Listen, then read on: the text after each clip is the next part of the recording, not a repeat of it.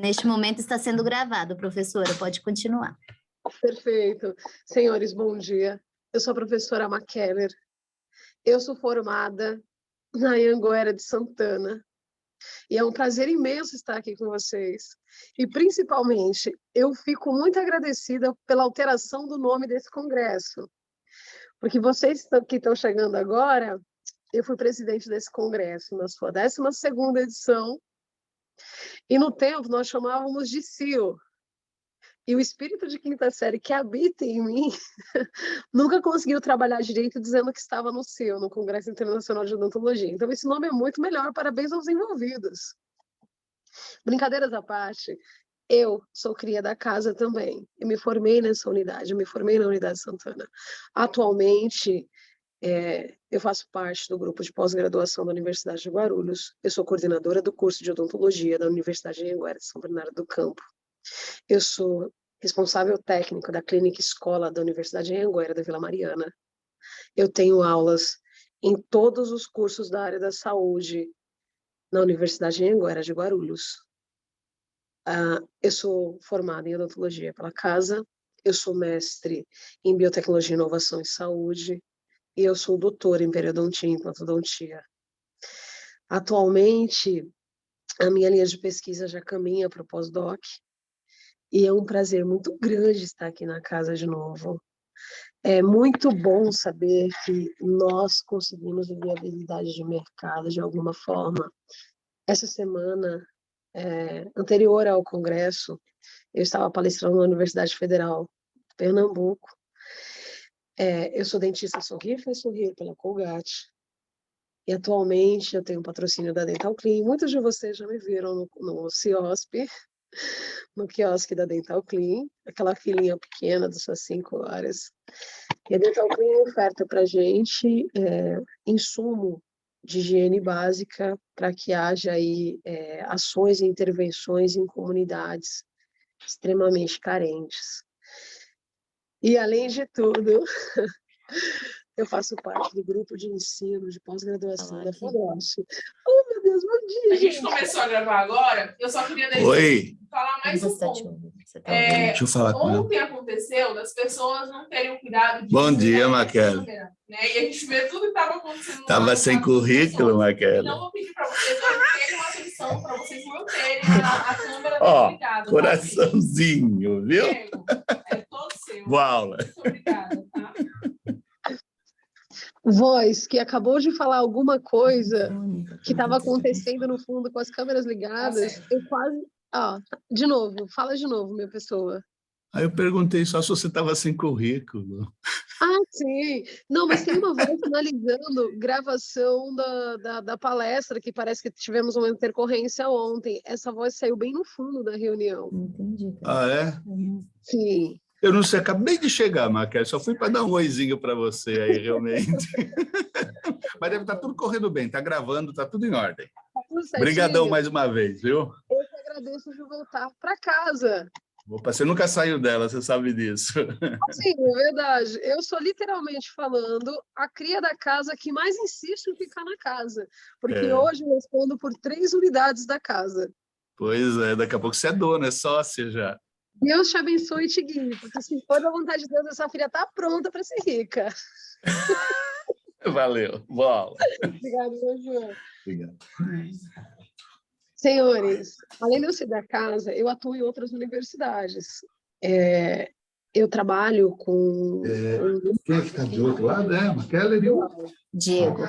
Diego, bom dia. Despeça esse microfone, 17º fio, que eu preciso começar. Desculpa. Muito obrigada. Senhores, eu preciso saber se vocês conseguem visualizar aqui a minha tela no compartilhamento. Ainda não apareceu, Pro. Não, só um minuto. Senhores, como é que vocês preferem organizar essas perguntas? Porque o que acontece? Eu preciso saber como é que vocês preferem essa dinâmica, se vocês querem fazer perguntas durante, se vocês querem fazer pergunta depois. A única coisa que eu não quero que vocês levem, porque eu sei que eu tenho alguns semestres que são iniciantes, muitos de vocês ainda não conseguem trabalhar com a estrutura, a fundamentação básica de implantes, então eu trouxe para vocês uma palestra que vai segurar você que nunca viu como é que funciona isso, até para você que já tem um pouco mais de conhecimento. Atualmente eu faço parte do grupo READ, de pós-graduação da FUNORTE, nos cursos de implante pério. Então eu trouxe para vocês um conteúdo bem abrangente, mas eu preciso que vocês me norteiem como que, de fato, nós vamos trabalhar aí as dúvidas, porque tudo que eu não quero é que quando eu termine o assunto, vocês façam assim, ó. Interessante, viu? Pena que eu não tenho condição de fazer uma pergunta porque eu não entendi o contexto geral. É isso que eu não quero pra você.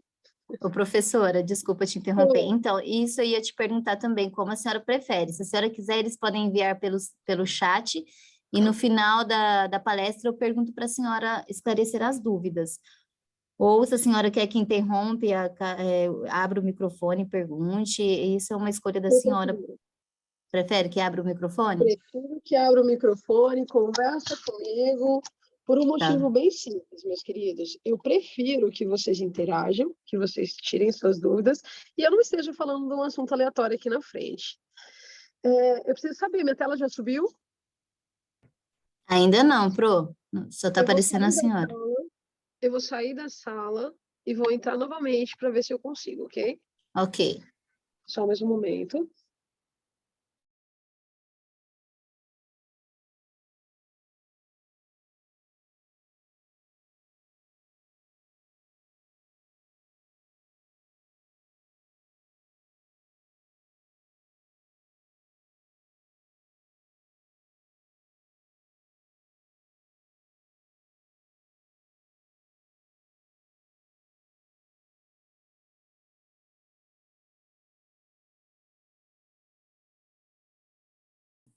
Eu voltei, eu estou aqui. Sim, Pro. Ah, que legal. Agora todo mundo consegue ver minha tela? Deixa eu dar uma olhada.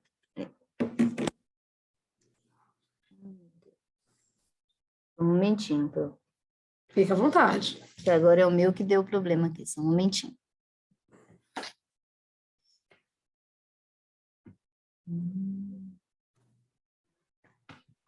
Tá aparecendo, prof. Vamos começar.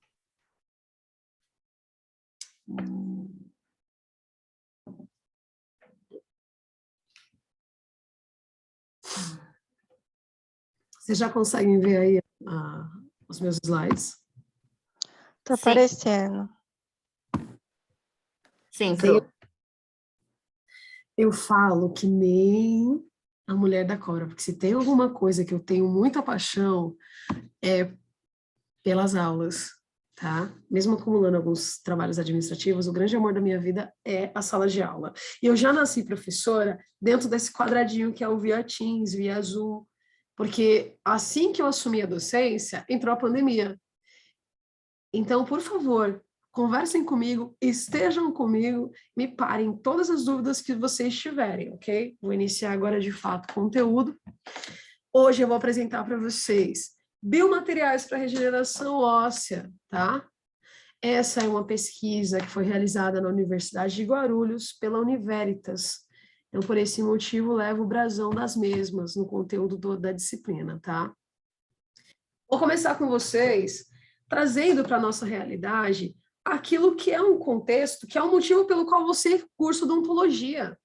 Hoje, a gente tem como ação primária compreender que o sorriso ele vai muito além de uma questão estética. Nós, como cirurgiões dentistas, nós temos toda uma responsabilidade psicossocial em relação ao tratamento desse paciente, porque o que acontece, nós estamos numa conduta em que a nossa profissão é vista como uma ação imediatalista.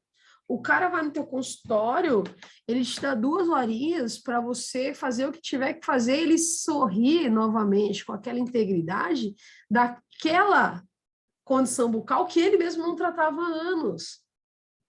E outra coisa, quando a gente olha o sorriso como um contexto geral, a gente consegue compreender que entre os pares, a identificação do sorriso muitas vezes garante a aceitação desse mesmo nos seus pares, nos seus iguais. Dessa forma, eu gostaria de dizer a vocês, aqui, melhor, eu gostaria de dizer a vocês que nós cuidamos muito mais do que dentes. Nós não somos tapadores de buraco. Nós somos reconstruidores de autoestima, reabilitadores funcionais e, principalmente, nós somos profissionais da saúde que temos que ter a destreza e o controle de condição que outra profissão não pede, como, por exemplo, quando a gente fala de implante, quando a gente fala dessa reconstrução do sorrir, na verdade, eu estou falando que eu procuro conhecimento de diversas formas para que o meu paciente consiga restabelecer a sua aceitação diante do seu sorriso. Inclusive, podem perceber, quando um agressor quer separar a sua vítima, colocá-la em uma condição de vulnerabilidade, o primeiro impacto vai ser sempre sobre o sorriso. Pode perceber. O agredido sempre terá aí como alvo de recuperação sua face. Quando a gente quer identificar a condição social de alguém, quando ela sorri para você, você vai perceber que ali você não tem uma característica de saúde bucal adequada. Quanto maior o nível de informação, maior o nível de prevenção. Isso já está extremamente lacrado na literatura. E o sorriso é uma forma não verbal de comunicação direta em qualquer sociedade que a gente venha conversar. Então, eu vou abrir essa aula puxando para vocês o real motivo de estarmos aqui e com a frase de William Shakespeare, que é mais fácil obter o que se deseja com um sorriso do que com a ponta da espada. E atualmente é assim. Inclusive, muitos de vocês têm reações adversas quando alguém possa ser intimista na forma de contato com você. Mas pode ter certeza, se a pessoa sorrir para você, você já recebe a informação de uma forma mais adepta, ou se a pessoa bocejar. Aí se bocejar não tem jeito, a gente boceja igual. Então vamos lá. Eu vou começar com vocês dizendo como é que de fato a gente trabalha com implante para todo mundo saber do que a gente está falando. Aqui eu trouxe para vocês um vídeo da Implacil de como é que a gente realiza, por via de regra, a forma mais simples de implante. Então, a primeira coisa que eu preciso de exames de imagem, só panorâmica atualmente não é suficiente, porque eu preciso trabalhar em milímetros de osso. Eu tenho um guia para indicar para mim qual vai ser a posição exata na minha perfuração cirúrgica. Para implantes, a gente trabalha com anestesia apenas ali na periférica, tá? Então, eu vou utilizar 1 tubete meio, 2 tubetes para realizar um implante simples como esse. A cirurgia de implante, eu preciso ter um descolamento tanto do tecido periodontal quanto do periósteo, ok? Então, eu não faço uma anestesia troncular por conta que eu preciso de sinais que me indiquem que eu posso causar ou não a parestesia nesse paciente, tá? Então, o que eu vou fazer? Eu preciso preservar o máximo possível desse tecido periodontal, porque é dele que vai variar a minha estética final desse implante, ok? A partir do momento que eu já identifiquei na minha crista óssea onde vai ser a perfuração, veja, eu faço um descolamento dessa região, ok?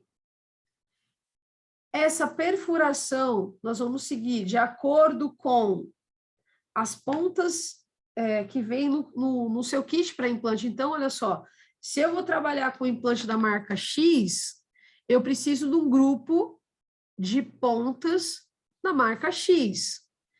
Para a inserção do implante, eu vou usar um contraângulo específico e um motor específico, tá? Então, é isso que eu faço. Eu abro com pontas adequadas, eu utilizo de recursos para enxergar aonde vai ficar esse meu implante e, principalmente, eu posso utilizar guias. Por via de regra, vocês já viram pacientes que colocam o implante e ficam ali com a cervical escurecida, certo? Vários motivos podem ser aí a razão disso acontecer. Dentre eles, eu quero que vocês aproveitem essa etapa para enxergar isso. Para começar, se eu estou inserindo um implante, eu estou inserindo um material que é bioinércio, ou seja, eu não vou ter problemas no meu corpo rejeitar. Então, se o seu implante não deu certo, não é porque o implante foi rejeitado, de forma alguma. É porque no decorrer da inserção desse implante, você não teve uma resposta imunológica ou hematológica adequada para que esse implante se tornasse viável. Outra condição que é importante você se atentar, que é quando você vai fazer essa colocação desse pino, eu preciso respeitar totalmente as condições anatômicas da região onde ele vai ser inserido, ok? Por quê?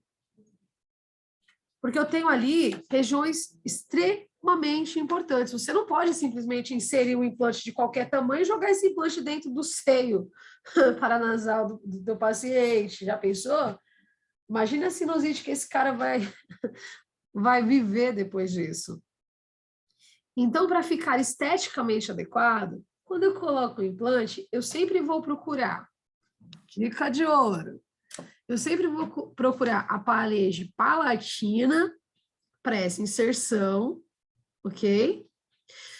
E para os dentes posteriores, eu vou procurar sempre o meio da oclusão. Reparem que eu separei o tecido antes que, de fato, eu desça o meu implante em posição, ok? Reparem que na descida, as espiras, que são as roscas do meu parafuso, vejam, neste caso, ela não ficou completamente coberta, tá vendo? É como se o meu parafuso, olha só, não tivesse osso suficiente até aí.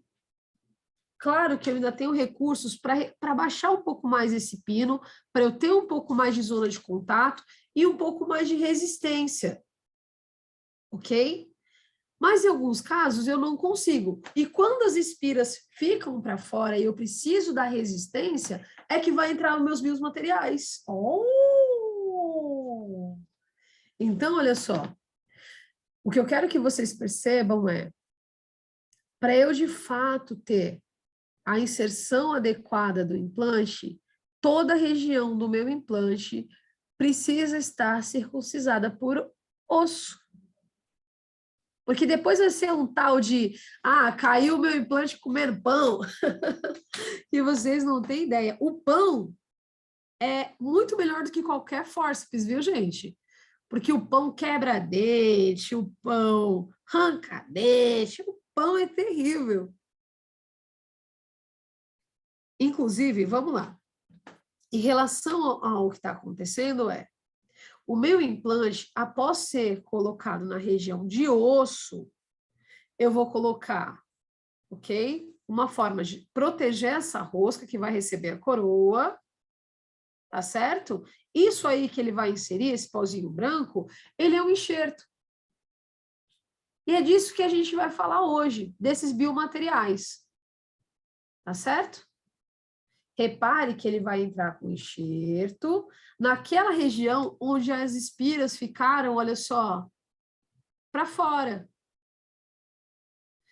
Vocês viram que eles colocaram aí uma quantidade significativa de material, certo? Por quê? Porque eu já havia feito descolamento dessa região e eu preciso desse material em abundância, porque esse biomaterial, olha só, ele que vai permitir que haja a possibilidade aí da reconstrução óssea ao redor deste implante.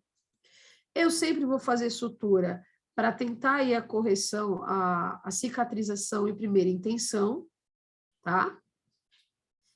E é nessa parte que a nossa aula em si vai focar. Então, para você que nunca tinha visto um implante sendo inserido, essa é a forma básica. O paciente vai para casa aí sem dente? Depende. Você pode fazer um provisóriozinho com aleta, tá certo? Então, se você reparar, a inserção de implante, você colocar o implante, você precisa de um guia correto da marca que você for trabalhar nesse implante, porque já vem com as roscas adequadas, e um kit de cirurgia simples.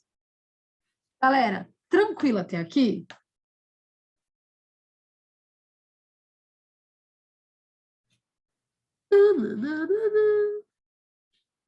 Tem alguém aqui comigo, pelo amor de Deus?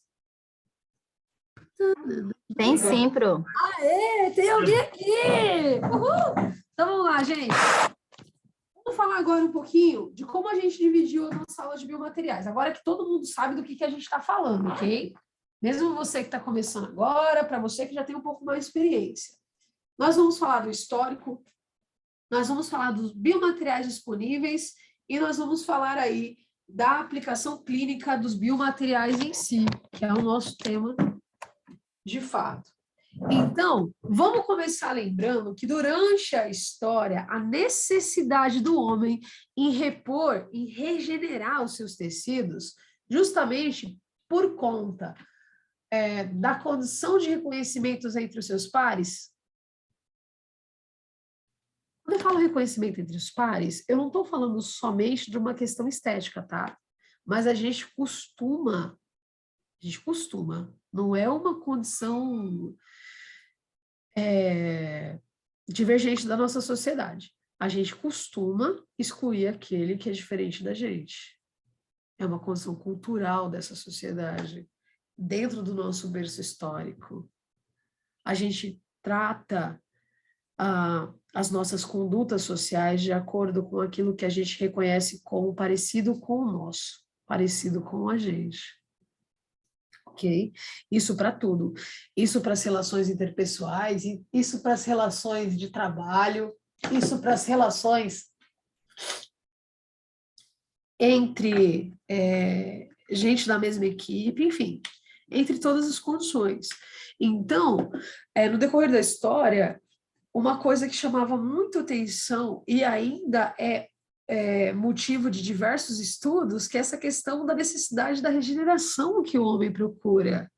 Então, nós temos aí diversos contos que relatam que o homem não queria envelhecer ao longo de todas as décadas que vocês imaginarem. E aqui eu trago para vocês uma prótese. Repara nessa figura, vamos lá.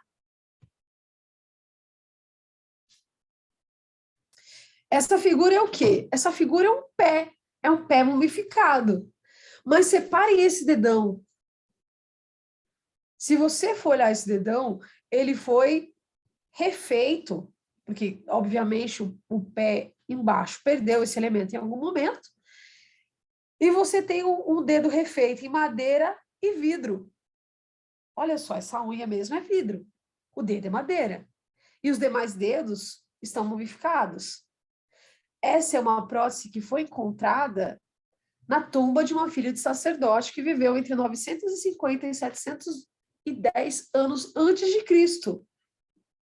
Então, eu já tenho relatos em todas as comunidades que o homem buscava aí a procura e a regeneração. E quando eu olho no decorrer dessa história, eu tenho assírios, eu tenho egípcios, eu tenho gregos, eu tenho maias, tá certo? E aí, eu não estou falando só de dente.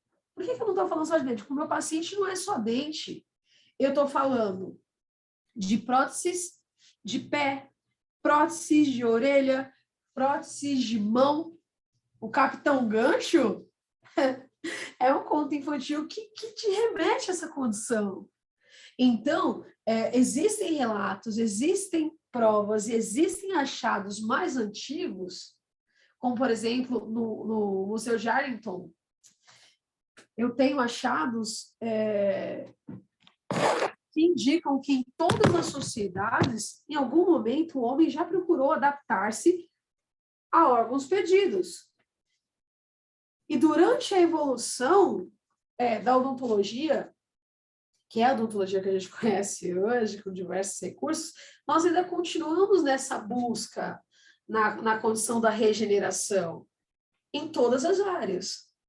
Só que, para chegar ao estado da arte que nós chegamos hoje, nós vamos retornar à condição de lembrar que partiram já de comunidades extremamente mais antigas, como fenícios, como romanos, essa evolução. Então, partindo disso, eu chamo a atenção de vocês para essas figuras. Eu gostaria que vocês separassem nessa primeira figura, não sei se vocês conseguem visualizar o meu mouse, mas repare na condição dessa reestruturação. Tá vendo? Repare que foi feito um amarrio nessa arcária dentária. E nesse amarrio, o que eu tenho? Eu tenho dentes que aparentemente foram perdidos a longa data. Reparem que eles não possuem raízes, já possuem uma reabsorção aqui significativa. Foram furados e amarrados. Ok? Aqui embaixo eu tenho uma técnica muito parecida, mas pela condição, veja, ó, pela condição dessa baixa óssea que eu tenho aqui, isso já indica que ele voltou para cá com raiz e tudo, amarrado com raiz e tudo. Eu quero que vocês percebam que muitos desses casos, vejam, eles eram colados, esses fios, o início dele. E ele respeita, veja, o ponto de bossa, de impacto mastigatório. Então, partindo desses preceitos, muita coisa já mudou. E repare aqui esse bloco de dente. O que eu tenho que os retém de fato? Foi feito, olha só, um colar de ouro e foi, olha só, colocado 2 pinos para reter os elementos perdidos. E reparem bem na forma com que esse colar está preso nesses elementos dentários. O que de fato aconteceu aí? Martelada. Martelada. Inclusive, eu vou contar para vocês uma situação que para vocês vai parecer extremamente absurda. Mas em alguns países do Oriente, por exemplo, na exodontia não se remove a raiz. Se sepulta a raiz. Eles não removem o elemento como um todo. Removem apenas a coroa. Quebra a coroa e deixa o restante lá. Por isso que vocês assistem aqueles vídeos que parecem absurdos, que o cara coloca uma ponteira de ferro na boca do paciente, pega uma pedra e quebra a coroa. Ou então com martelo. Essa cultura de remoção do elemento dentário com a raiz, ela é característica mais das Américas, tá?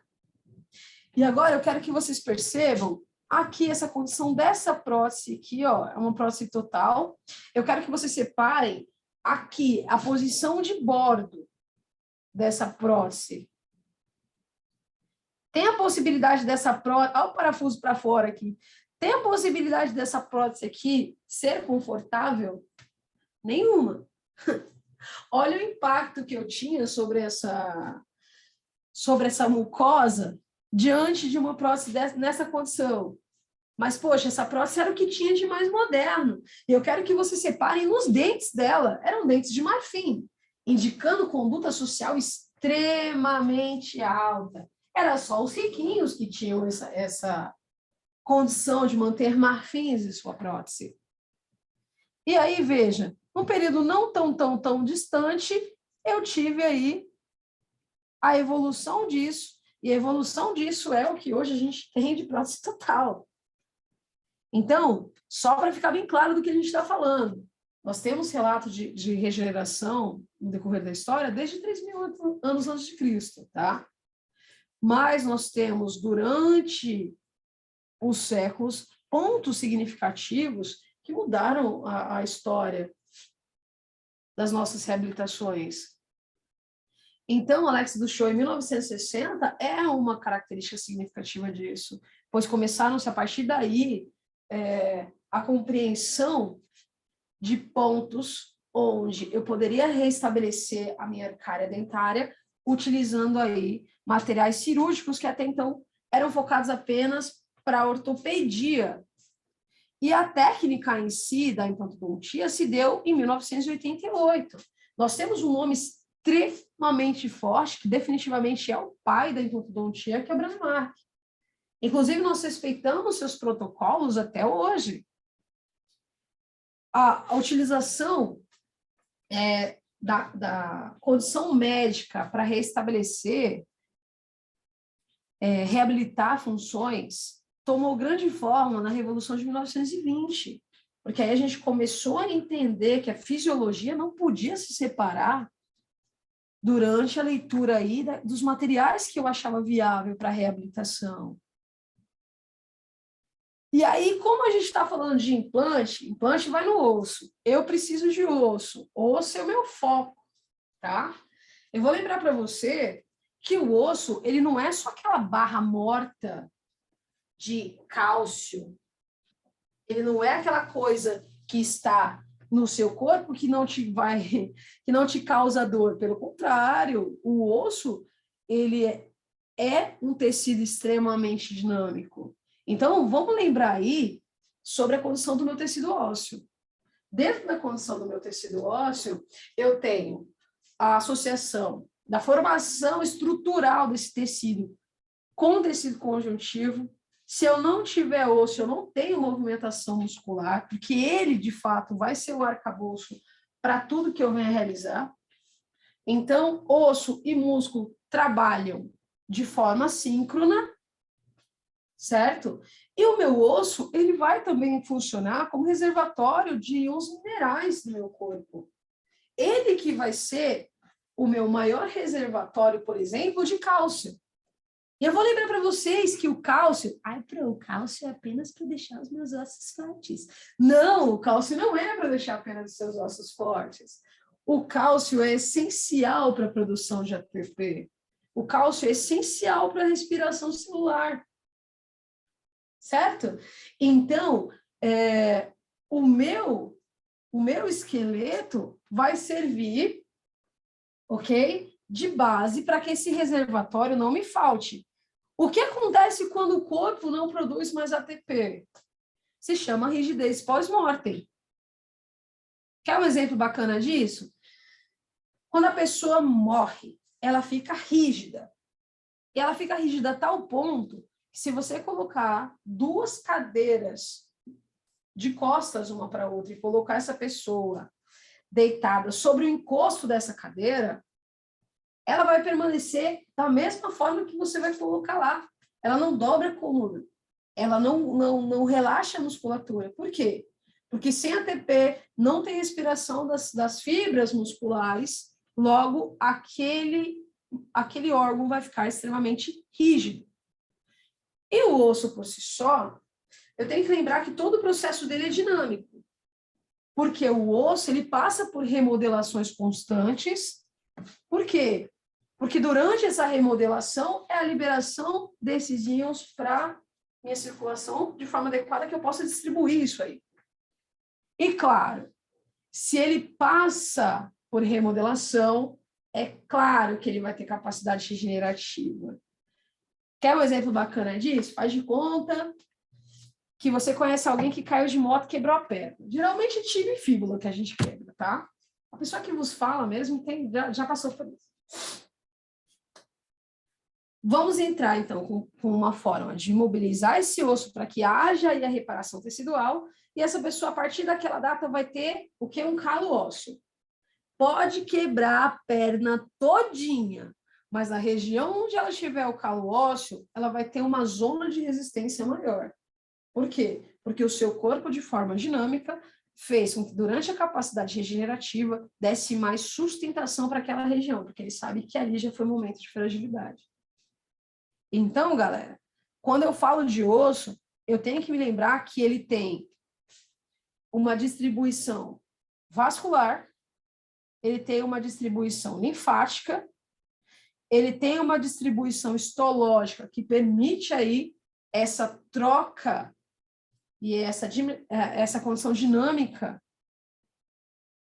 para que haja remodelação, e ele é importante não só para movimentação e estrutura, mas também para garantir as funcionalidades histológicas que o seu corpo precisa.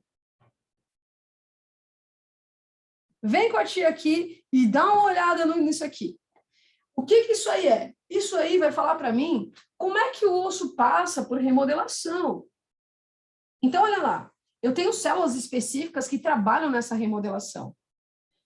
Então, eu tenho osteoblastos e osteoclastos. Para ficar uma coisa mais simples, eu quero que vocês entendam que esses caras grandões aqui, eles que vão passar pela camada superficial do osso, e eles vão fazer o quê? Eles vão tirar, eles vão comer, eles vão dissolver, eles vão fazer batata frita 1, 2, 3 com a camada inicial do osso, eles vão tirar ela dali, e durante esse processo que eu tenho a liberação desses íons, e de contrapartida, os odontoblastos, eles vão vir repondo tudo isso que os osteoclastos levaram embora.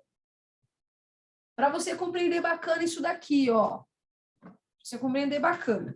Os osteoclastos vêm removendo essa superfície inicial e os odontoblastos vêm repondo. Repare que o tamanho é muito divergente.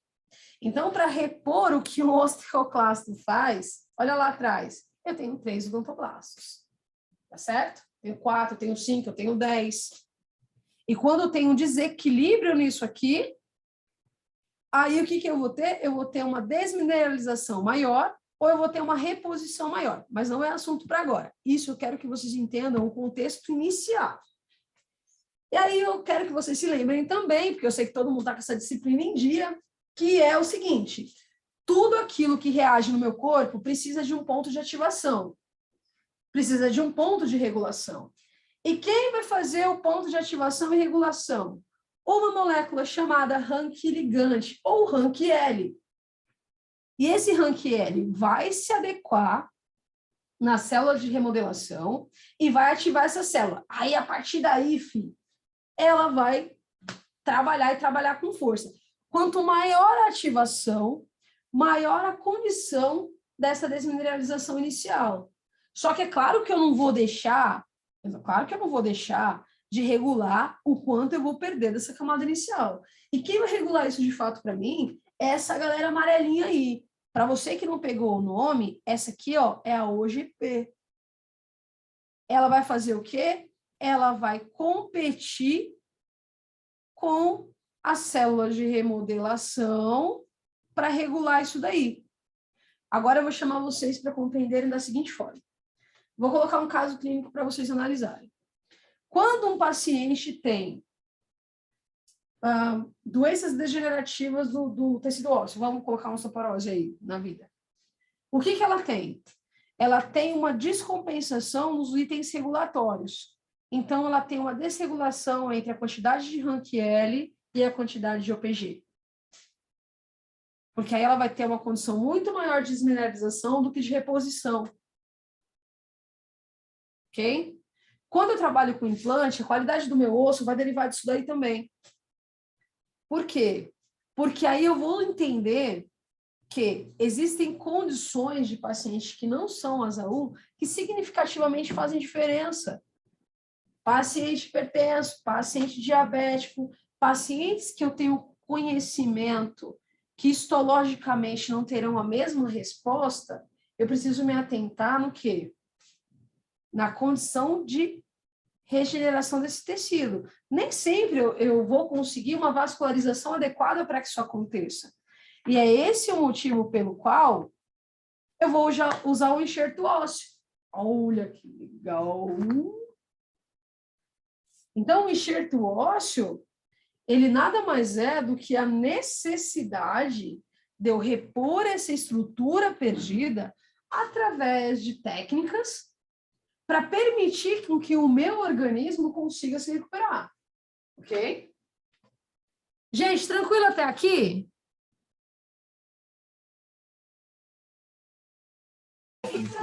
Tá sim, Pro. Beleza. Gente, eu falo demais, viu? Falem comigo, porque ó, já rodei minha sala 300 vezes pensando que eu tô sozinha aqui, tá? Então vamos lá, ó. Vamos pensar no enxerto ósseo com a seguinte característica, com a seguinte definição. O enxerto ósseo, ele é definido como a remoção de um fragmento ósseo, seja do portador ou não, tá? Eu posso utilizar aí enxerto ósseo em outras condições, não necessariamente apenas da pessoa que vai receber. E qual é a ideia do enxerto ósseo? Que eu permita que o organismo que o receba tenha condições biológicas de reestruturar-se para aquela área perdida passar por regeneração. E quando eu vou fazer isso? Qual é a minha aplicação clínica, de fato, para realizar isso? A minha aplicação clínica vai ser feita toda vez que eu tiver ausência de espessura óssea ou condições ósseas adequadas naquela região. Então, eu vou permitir com que a área afetada consiga ter nutrientes suficientes para que isso aconteça, tá? E quando eu falo de enxerto ósseo por si só, eu tenho que lembrar que se eu for tirar do próprio paciente, eu vou retirar da região oral, então eu vou tirar ali do mento, eu vou tirar da região retromolar, eu vou tirar ali do tuber, ou, dependendo da quantidade que eu precisar, eu vou tirar da crista ilíaca, da calota craniana, da costela e da tíbia. Olha que legal. Imagina, paciente que vai fazer o enxerto removendo fragmentos do próprio osso, eu sempre vou optar por regiões intrabucais. Só que é pouco osso. Muitas vezes eu preciso contar aí com a presença de um amiguinho para tirar da cabeça do paciente. Então, vamos falar agora de mecanismo de cicatrização, ok? Dentro do mecanismo de cicatrização, eu quero que vocês separem no quê? Na definição. Quando eu falo de regeneração, eu estou falando que o tecido que foi perdido vai ser reposto. Mas vai ser reposto por quem? Vai ser reposto pela mesma condição biológica. Ou seja, com a formação de um tecido semelhante ao original.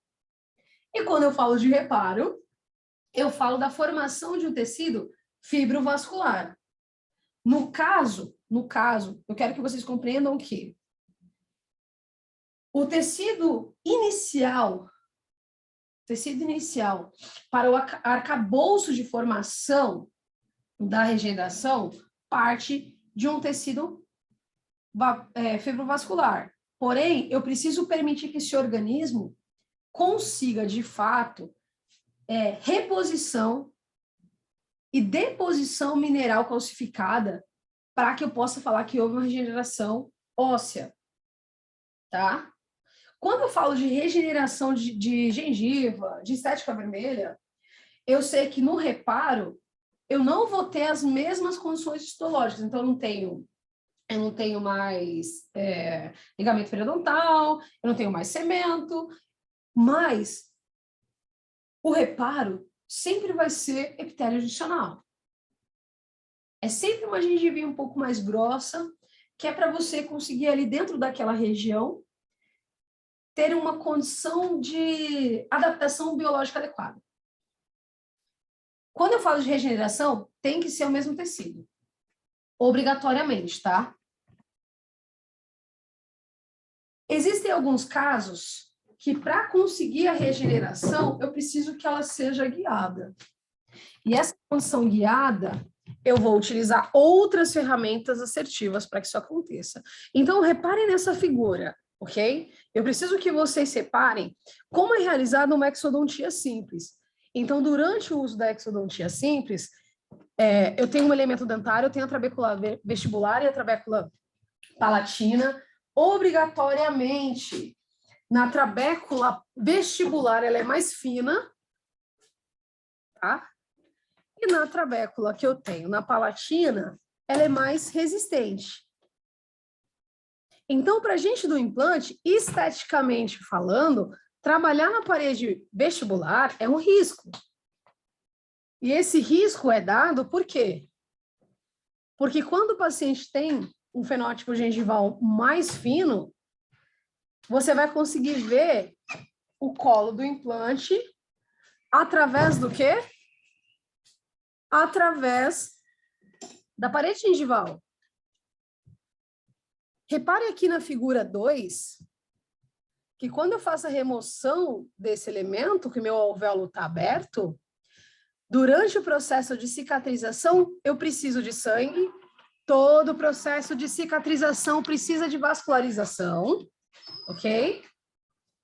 O que eu tenho aqui depois? Eu tenho fechamento gengival. Então, sim, a cicatrização acontece de fora para dentro. No terceiro caso, o que eu tenho?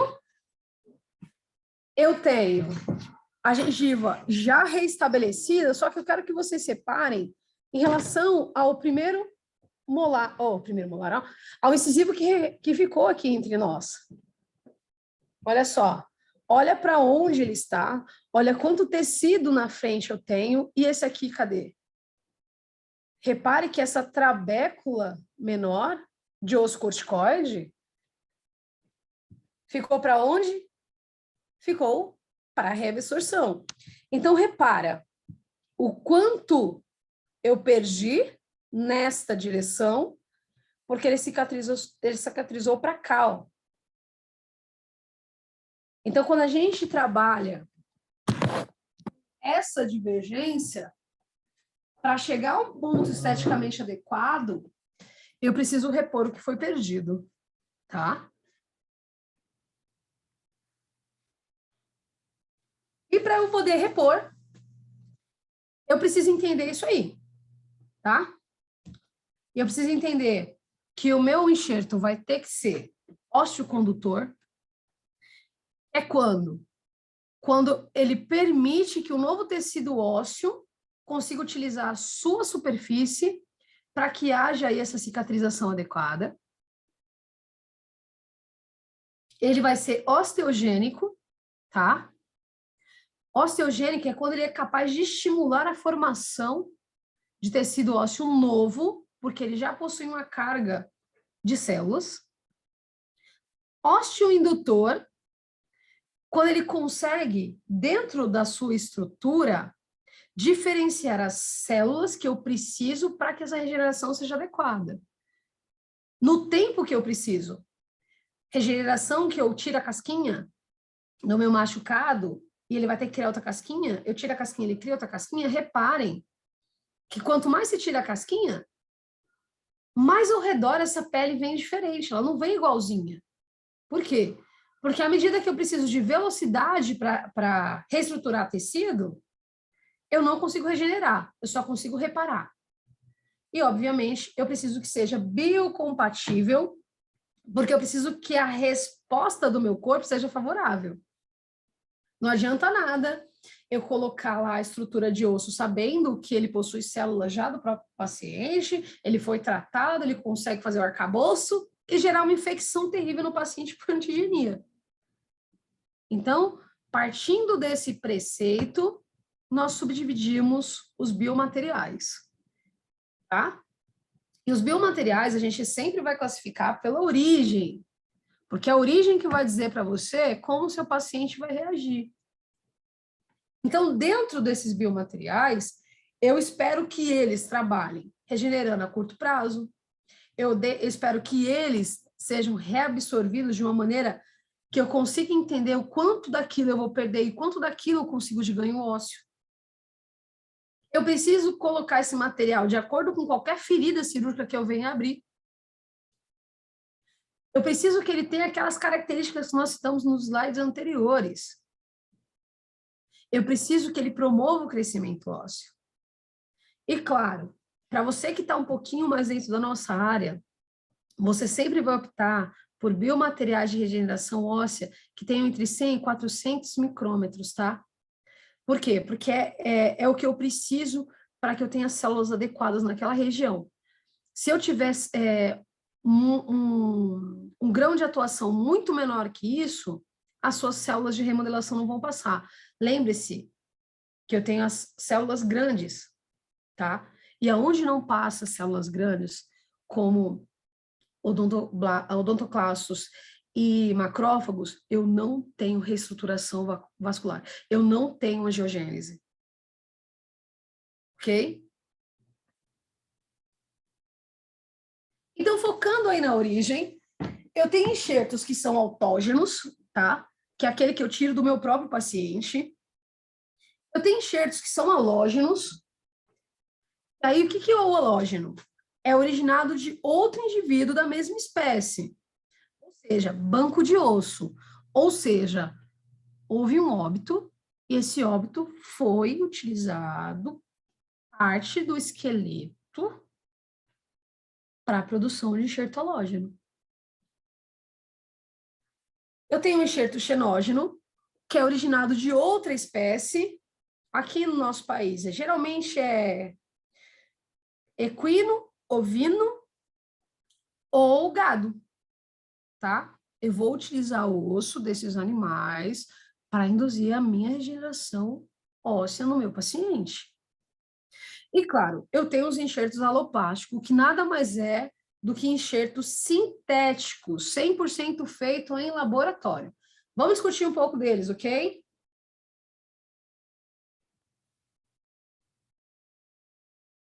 Para começar, toda vez que a gente for iniciar uma discussão, o conhecimento de qualquer biomaterial que seja, onde você vai procurar? Você vai procurar na literatura. O que é que já foi estudado? Como já foi estudado? Então, eu vou começar aqui, ó, com esse artigo de Kahn. Esse artigo, ele é interessante porque ele consegue definir para mim quais são os fatores que favorecem a minha regeneração. Então, eu já entendi que eu tenho ali uma zona de necrose, que é a zona que eu chamo entre o meu implante e a futura integração óssea, e ela vai precisar de células como macrófagos, células inflamatórias, porque sem processo inflamatório não tem cicatrização, para que haja formação de fato daquela região. E quem eu preciso buscar? Eu preciso buscar um tipo de enxerto que eu tenha fornecimento ilimitado, porque eu não posso arriscar submeter meu paciente a um procedimento invasivo e não ter recurso suficiente para induzir a regeneração que eu preciso. Eu preciso que promova ali, naquela região, uma condição que o próprio corpo do paciente vai produzir osso. Isso é osteogênese. Eu preciso que não haja nenhum tipo de processo infeccioso, ou seja, não agrida o sistema imunológico do paciente. Eu preciso que haja vascularização. Eu preciso que haja naquela região uma constante celular para que o meu paciente possa chegar ali a restabelecer o que está faltando sem que ele passe por uma condição dolorosa agressiva. Então, eu preciso que aquele material seja substituído por osso de qualidade. Vou começar com você falando de enxerto autógeno. Esse é o melhor enxerto que a gente usa na implantodontia. Isso aí é indiscutível, cara. Olha aqui, ó, a gente removendo um pedacinho de enxerto ali da região de reto trígono molar. O que eu quero que vocês enxerguem aqui? Dentro da nossa área, isso é o que eu mais preciso, porque é o osso que eu tiro do próprio paciente para o próprio paciente. É um osso que já está irrigado com as células do paciente, é um osso que já está numa condição de vascularização que a gente sabe que o corpo do paciente aceita, e a gente sabe, principalmente, que já está dentro de uma condição que não vai gerar rejeição, não vai gerar uma condição de agressão antígena nesse paciente. Então, por isso, ele é o padrão ouro. Ele é o melhor de todos. Só que ele tem suas desvantagens, né? Ele tem suas desvantagens. Primeiro, eu preciso de 2 tempos cirúrgicos. Vocês concordam comigo? Eu vou ter que tirar um tempo cirúrgico para destacar esse osso do mento, eu preciso de um tempo cirúrgico para destacar esse osso, sei lá, de um tórax, da calota craniana. Eu não posso fazer isso sozinha. Se eu vou tirar o osso da calota craniana, eu preciso do amigo que vai me acompanhar. Então, dentro das vantagens e desvantagens, olha que osso bonito. Retinho desse jeito? Calota craniana, com certeza. Ele é resistente à infecção, ele tem uma incorporação adequada para o seu paciente, porque é dele. Ele tem todas as qualidades que eu preciso para que esse tecido se regenere. De contrapartida, eu tenho 2 tempos cirúrgicos, porque eu preciso arrancar isso em algum momento. Eu não sei como é que vai ser o cuidado do meu paciente em relação a esse pedaço de osso. Eu tenho riscos à parestesia, porque muitas vezes eu preciso estender essa remoção para zonas aí de fragilidade. Enfim, o enxerto autógeno é o melhor. Só que não se esqueça, você tem uma quantidade de osso limitada e você precisa sempre colher em regiões específicas. Então, nesse trabalho aqui do Young, é muito bom você entender que histologicamente, a curto prazo, não tem para ninguém. Aqui, ó, essa linha amarela é o quanto o osso conseguiu regeneração. Então, olha só, se eu não coloco produto nenhum, olha só, a regeneração é mínima e a reabsorção é certa. Quando eu uso um xenógeno, que é aquele que é derivado de outra espécie, o que eu tenho? Eu tenho uma regeneração que a longo prazo se equipara, mas tão bom quanto o autógeno, que já mostra condição reparativa e regenerativa desde o começo, vocês não vão ter. Esse aqui é o top dos tops.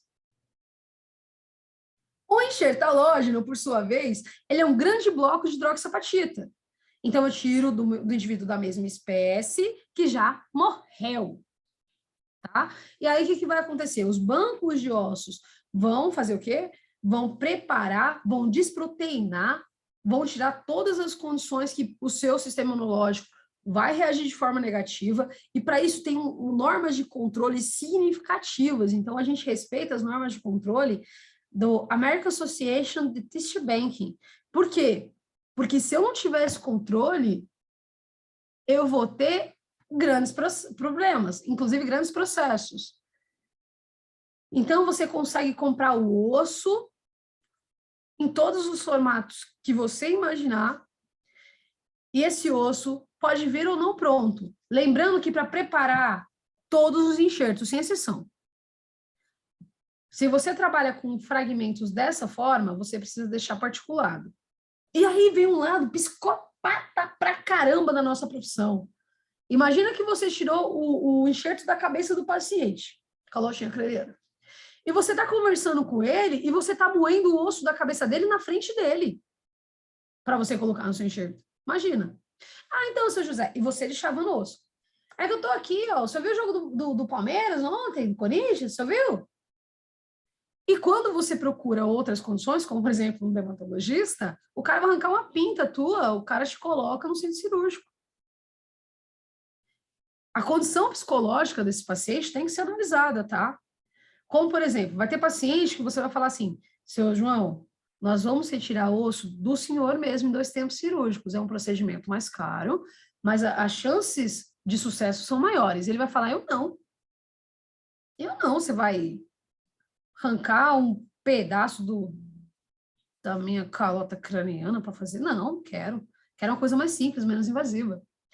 E vai ter paciente que você vai falar assim, seu João, eu vou utilizar um enxerto no senhor, a gente não vai fazer em 2 tempos cirúrgico, essa região que vai ser removida aí para a gente colocar seu implante, eu vou utilizar um osso de banco. Esse osso foi de alguém já falecido. Poxa, o cara já vai desanimar no procedimento na hora, principalmente se ele tiver determinada religião, que ele vai falar para você, tá, e se o motoqueiro quiser a canela dele de volta? Então, são coisas que vocês precisam analisar. Da mesma forma que algumas religiões e algumas condições sociais não aceitam que seja osso de animal, porque em algum momento está associado aí aos maus tratos. Mesmo sabendo que existem diversas leis e condições, Não quer porque é do bicho. Ok? E aí, aqui nessa condição, tem um enxerto que veio de um doador, que não é a pessoa, então tem que ser completamente desproteinado. Só que de contrapartida, se eu precisar de 1 quilo desse osso, eu tenho. Deixa o procedimento mais rápido. Só que, de contrapartida, por não ser proteinado, eu não tenho células vivas no meio daquele tecido. Então, o meu paciente vai ter que ter condição de restabelecer toda a vascularização por meios próprios. Porque se tiver células do paciente anterior, vai dar rejeição ou mesmo contaminação cruzada. E a confiabilidade de aonde você compra isso é a parte mais importante. Dá uma olhada nesse osso. Eu falei para vocês que não pode ter proteína nenhuma, né? Esse osso foi recebido pelo Dr. Eduardo Dias, de um banco de osso que eu não vou falar de onde é, que é aqui de São Paulo. E olha só como é que estava o estado desse desse pedaço de osso. Se eu falo para vocês que não pode ter nenhuma proteína, não pode ter nada, imagina quantas doenças eu conseguiria transmitir para o meu paciente com um pedaço de osso em decomposição, cheio de sangue. Para começar, o processo infeccioso, né? Então, nesse caso, a confiabilidade é essencial, ok? Aqui eu tenho uma condição, mostra para vocês que eu preciso compreender que ossos não são do meu paciente, por eles não terem células adequadas, eles precisam revascularizar com o que eu tenho. Então, eu faço aqui os acessos, eu coloco aqui o pedaço de osso, e na minha reabertura, eu quero que vocês separem que o bloco de osso como um todo, olha só, ele vai se adaptar bem, ele vai se adequar, mas nem todos vão conseguir a revascularização adequada para essa regeneração. Geralmente, o meio não consegue ter a vascularização, e o implante vai bem no meio. Então, quando eu trabalho em bloco, eu tenho que tomar muito cuidado com isso. Quando eu trabalho com osso autógeno, é uma preocupação que eu quase não tenho, porque, olha só, a integração dele, por ele já possuir célula no meio desse processo, é muito mais rápido. Então, a literatura já mostrou para mim que quando eu trabalho com osso que não tem células, eu tenho uma dificuldade maior em vascularizar o eixo desse bloco de osso. Tá? E agora, quando eu falo de enxerto xenógeno, eu vou falar que esse é um enxerto que comercialmente é muito viável. Ele é mais barato. Você pode ter um monte na sua gaveta. Ah, o meu paciente precisa de osso. Você abre a gaveta e pega o osso ali. Ele tem algumas condições, que são as condições de possível presença de uma proteína chamada prion. E o prion, ele está associado a algumas doenças degenerativas do sistema nervoso central. Quer um exemplo bacana disso? Doença da vaca louca. Eu não estou usando um osso de boi? Eu vou moer esse osso, eu vou processar esse osso, mas essa proteína não vai embora. Por isso que algumas marcas comerciais falam para vocês que trabalham com gado australiano. No próximo CIOSP, eu espero vocês lá, eu quero que vocês separem nessas empresas. Porque na Austrália não tem doença da vaca louca. Então, eles falam que o gado é australiano. Só que você não pode garantir 100%. Então, é importante que, quando eu trabalho com enxerto xenógeno, esteja no contrato com o meu paciente. Em quanto tempo essa proteína ativa? Entre 40 e 50 anos, tá? Não é uma coisa que você vai fazer hoje e vai ativar amanhã. É 40 e 50 anos. Só que esse paciente, ele não vai mais poder ser, por exemplo, doador de órgão, se ele for submetido a esse tipo de implante, esse tipo de enxerto. Então, eu vou fabricar enxerto a partir de ossos de animais, vai ter ampla disponibilidade. E só para ficar bem claro, quais são as vantagens e desvantagens? Vantagem, quantidade limitada, eu vou ter autoindução, eu vou ter um produto fácil de acesso no mercado. E as desvantagens? O prion. Outra desvantagem significativa, se você não conseguir preparar de forma adequada, ele vai ser expulso do corpo do paciente. Se ele recebe uma carga mastigatória em cima dele, ele pode ocasionar, sim, a formação de fibrose, porque ele vai ser absorvido mais rápido, tá certo? E a gente tem aqui a condição de comparação entre ele e o osso natural. Então, a estrutura do osso natural é essa, esse arcabouço é para migração e vascularização celular, e o dele é bem próximo. Então, eu tenho rugosidades parecidas e estrutura parecida. Por isso que ele é excelente. Eu não preciso, quando comparado com o osso natural, eu não preciso me preocupar, pois a longo prazo o resultado final é muito parecido. Então, aqui, ó, eu trouxe para vocês uma interação. Esse azul é um enxerto da marca comercial aí, que já foi apresentado, né? É um Cerabone. Então, o azul, ele vai funcionar como um arcabouço. Esse arcabouço, a gente dá o nome de scaffold. E esse arcabouço vai segurar aí aquela região para que as células possam migrar, reabsorver esse produto e deixar o osso bonitão lá para eu poder trabalhar. Tá certo? Já no enxerto aloplástico, eu tenho o quê? Eu tenho blocão de hidroxapatita enriquecido com beta-fosfato tricálcico, ou seja, ele é 100% feito em laboratório. E carotenuto, que é um cara top dentro da nossa área, conseguiu provar que a estrutura óssea do paciente com o produto aloplástico tem extrema similaridade. E a porosidade ainda é mais próxima do que no osso xenógeno. Isso favorece muito a reestruturação. Só que, quando eu falo de enxerto para a recuperação de qualquer falha, eu não estou falando só do implante, estou falando que qualquer condição, a literatura já provou para mim que o enxerto é favorável, tanto em percas horizontais, que é quando é só na direção da raiz do dente, quanto nas percas verticais. Ok? Então, olha só, horizontal vai ser uma faixinha horizontal que vai pegar ali várias raízes. Vertical é quando o único dente possui ali aquele gap, aquela penetração, tá? Eu tenho estudos tanto em humanos, ó, quanto em animais, que provam aí a sua eficiência, tá certo? E quando eu comparo eles como um todo, qual vai ser a principal divergência que eu preciso me atentar? Primeiro, é autógeno? É o melhor, mas tem 2 sítios cirúrgicos, é um procedimento que eu preciso de um médico me acompanhando, porque eu não posso alterar aquelas regiões. É um xenógeno? Vou usar do boi? Beleza, meu paciente está de acordo? Eu sei que eu vou utilizar de outra espécie, então eu vou tomar cuidado para que eu não leve uma condição de rejeição, infecção para o meu paciente. Eu vou preparar ele de forma adequada. Eu vou utilizar um de banco de osso? Banco de osso, eu preciso tomar cuidado com o que eles estão me mandando. Porque eu sou responsável por toda e qualquer coisa que aconteça na boca daquele paciente dali para frente. Vou usar um de laboratório, o que eu vou me lembrar? Eu vou me lembrar que ele é só um bloco de hidroxapatita, ele não tem célula de nada, ele está desproteinado total. Então, eu sei que eu vou ter ali uma perda significativa do quanto eu colocar ali dentro, ok?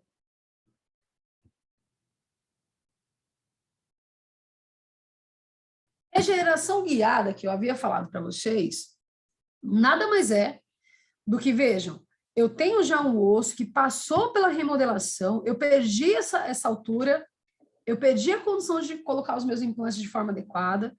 Se eu inserir o meu implante, as espiras vão ficar para fora, e se eu não quero, porque essas espiras para fora seria tobogã de bactéria. Então, o que eu vou fazer? Eu vou criar um meio de revascularizar aquela região e readaptar aquela região para colocar o meu implante de forma mais biologicamente aceitável. Então, eu vou furar para chamar essa irrigação sanguínea para essa região, eu vou causar um processo inflamatório para iniciar o meu processo aí de angiogênese, eu vou inserir o biomaterial de escolha, eu optei por trabalhar com xenógeno, beleza? coloquei lá o meu estenógeno, coloquei lá o meu autógeno, coloquei, mas eu tenho que colocar particulado. Vou colocar uma membraninha de proteção e vou esperar. Mandíbula, eu vou esperar 4 meses. Maxila, eu vou esperar 6 meses, porque a maxila é mais densa. E aí eu recupero a altura, tiro aqueles parafusos que eu usei como base, e aí eu vou ter osso para inserir todas as espiras do meu implante dentro dessa reabilitação, tá? E aí, já que eu falei de membrana para vocês, o que a membrana é? A membrana é um protetor. A membrana, geralmente, ela é feita do pericárdio suíno, ela tem 0,2 de espessura, e ela vai fazer o que com você? Ela vai segurar o seu enxerto em posição, e, principalmente, ela vai permitir que só passe por ela aquilo que realmente eu preciso, que são as células de remodelação. Elas vão segurar o processo de cicatrização que vai induzir para você uma condição fibrovascular. Ela vai passar somente o que eu quero e vai segurar aquilo em posição para que o meu corpo tenha tempo de reabsorver aquilo enquanto faz depósito mineral naquela região. Então, as membranas, elas são classificadas dentro da nossa literatura como uma condição de quê? De proteção do arcabouço que eu gerei para que o meu organismo possa levar vascularização, oxigenação, células separativas, e isso pode demorar um pouco mais. Sem elas, tudo quanto é célula aqui, ó, desesperada na reparação vai entrar. Com elas, não. Com elas, somente aquelas que são da regeneração vão ter tempo maior de trabalho. Professora, Oi, eu tenho uma dúvida. manda aí. Você comentou que quando recebe o enxerto xenógeno, a pessoa não pode ser mais doadora, correto? De órgão, sim. E quando recebe a membrana suína, ela também não pode mais ser doadora? Não, ela pode sim. A membrana é reabsorvida, completa. Ah, tá. Mas neste caso, a indicação para utilização de membranas não seria mais viável aquela técnica do LPRF ou não? Tanto faz. Poderia ser. Tanto tá. o LPRF quanto os titânios, você também pode usar. Mas como, por exemplo, se eu for usar um LPRF, vamos falar aqui do LPRF. Essa daí, né? Estamos falando agora? Isso, Só para a galera entender o que está acontecendo. Gente, o LPRF é assim, ó. Eu vou criar uma membrana através de fibrina rica em plaquetas e leucócitos que eu tiro do meu próprio paciente. O que eu faço? Eu vou fazer um acesso por venopulsão, vou tirar o sangue e vou colocar o sangue nesse tubinho, tá? É só para todo mundo entender do que a gente está falando. E aí eu vou colocar numa centrífuga. Depois que eu colocar na centrífuga, o que eu vou fazer? Ó, eu vou tirar a parte que eu preciso, porque é aqui que está a grande parte de nutrientes. Repare que ele solidificou. Vou colocar ele, olha só, vou separar ele das hemácias que eu não vou usar, tá vendo? E vou colocar ele para secar, ok? E eu posso fazer tanto em plug, que é o redondinho, como posso usar em tira. Agora vem a tua pergunta. Gostei de você, como é que você chama? Ingrid. Ingrid, eu gostei de você, Ingrid. Ah, obrigada. E é o seguinte, Ingrid, na membrana, quando eu uso uma membrana, eu tenho um espaço de mais ou menos 4 centímetros por 2. Então, eu tenho um espaço suficiente para fazer o rebordo posterior todinho. Para eu conseguir esse mesmo espaço físico com essa técnica, eu vou precisar de alguma coisa que mantenha essa fibrina presa lá. Então, das duas, uma. Se eu quiser usar esse espaço com essa técnica, eu vou fazer uma teia de aranha na boca do paciente de fio. Então, quando é pequeno o espaço, eu posso usar na guiada, não uma membrana, mas uma líquula de LPRF, sim. Só que quando é muito grande, eu não consigo. Dá muito trabalho. E você vai ter que tirar muito sangue do paciente. Se você tira 5 tubetes do paciente, você vai ter mais ou menos isso aqui, ó. Mais 2 aqui, vai. 2 gapzinhos pequenos. Para dente unitário, super recomendo. Super tem indicação. Para reabilitação contínua, que é 3, 4 dentes, não dá. fisicamente falando, ele é muito menor. Ok? Ok. Perfeito. Mais alguma dúvida, Ingrid? Não, por enquanto não. Obrigada. Beleza. Então, ó, vamos lá, galera. Então, olha só, como a Ingrid aí já levantou o LPRF, o que eu tenho no LPRF? Eu tenho uma membrana, e essa membrana é a melhor que você vai utilizar atualmente em relação ao custo-benefício. Porque quando você compra um antipericárdio suíno, você vai gastar aí cerca de 200 a 500 reais, dependendo do tipo de membrana que você for comprar. E se você já tiver como remover o LPRF do teu paciente, você vai gastar cerca de 40 centavos.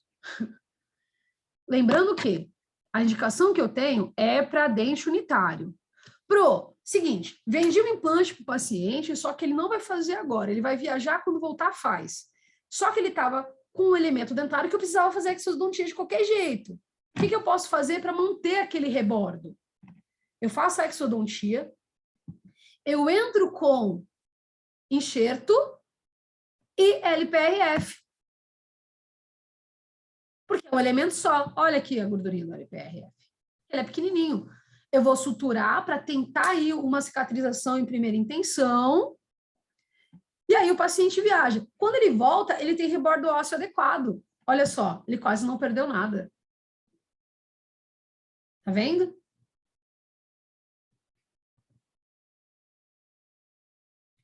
Eu posso utilizar também telinhas de titânio. Só que lembre-se, tudo aquilo que eu uso como barreira ou como indução para implante, eu tenho que remover. Como é que eu vou furar o parafuso aqui? Vai ficar na tela. O titânio, ele é extremamente biocompatível. E essa tela é muito fácil de trabalhar, porque você corta ela e vai adequando ali na ferida cirúrgica. E ela segura muito bem o enxerto, obrigada. Só que ela é 2 tempos cirúrgicos. Então, ó, eu tenho a membrana reabsorvível e eu tenho a membrana de titânio. Tá? Essa técnica com enxerto ósseo, eu vou aumentar significativamente meu volume. Só que lembre-se, 2 tempos cirúrgicos. Deixa eu acelerar, porque eu tenho mais 3 minutos. Telas de titânio, elas têm como vantagem facilitar a adaptação, só que como desvantagem, eu tenho 2 tempos cirúrgicos. E outra coisa, olha o tamanho das tarraxas que eu uso. Consigo segurar uma retenção significativa da quantidade óssea. Só que são 2 tempos cirúrgicos. Eu tenho as biocerâmicas, tá? Eu tenho as biocerâmicas, que elas nada mais são do que blocos de hidroxiapatita transparente que eu vou moer e vou inserir. Só que, veja, as biocerâmicas, ela tem baixa rigidez estrutural. Ou seja, para você perder isso ali, ó, no suco, nas papilas do paciente, para você manter ela estável, para poder criar uma regeneração, elas são muito mais complexas, ok? E agora, para as considerações finais, eu deixo a vocês que, quando a gente trabalha com implante, ter a previsibilidade do seu procedimento depende exatamente da quantidade de ossos que o seu paciente possui. Então, se você quiser manter a dentição de forma adequada desse paciente, o que você precisa fazer? Você precisa planejar, dentro da estrutura que ele já tem, a inserção de enxerto. Todo paciente tem, assim, a possibilidade eletiva de ter um implante, desde que esse implante respeite as condições biológicas desse paciente, tá bom? Galera, esse é o meu recado, dentro ainda do meu tempo. Eu vou parar aqui minha tela para eu voltar para vocês. Voltei, gente. Dúvidas? Dúvidas? Angústias no seu coração? Comigo, gente. Ninguém vai lá comigo. Tá certo, já que ninguém quer me perguntar nada, eu vou perguntar para vocês. Tem alguém aí para responder, pelo amor de Deus? Alguém? Eu estou aqui, Pro. Beleza. Ingrid, você é minha parceira. Ingrid, eu vou aí em Santana só para a gente fazer um implante junto. Não é possível. Não é possível. Então, vamos lá. Quando a gente fala do implante, da regeneração óssea, por que vocês acham que tanto implante é perdido? Pensa aí.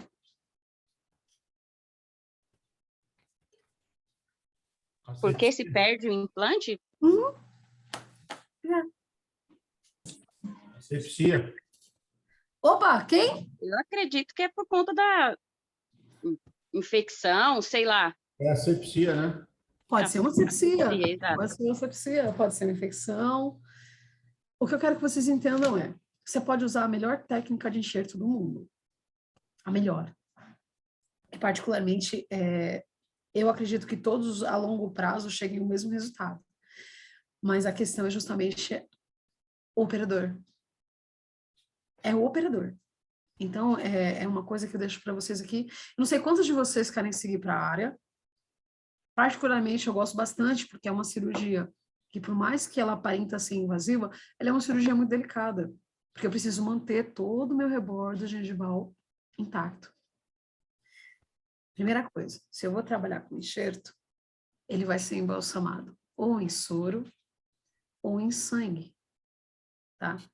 E quanto mais puro ele tiver, melhor vai ser a sua alocação e melhor vai ser a condição de resposta biológica desse paciente. Quando a gente faz um implante, vou colocar um xenógeno, porque o xenógeno é o mais prático que a gente tem para usar, tá?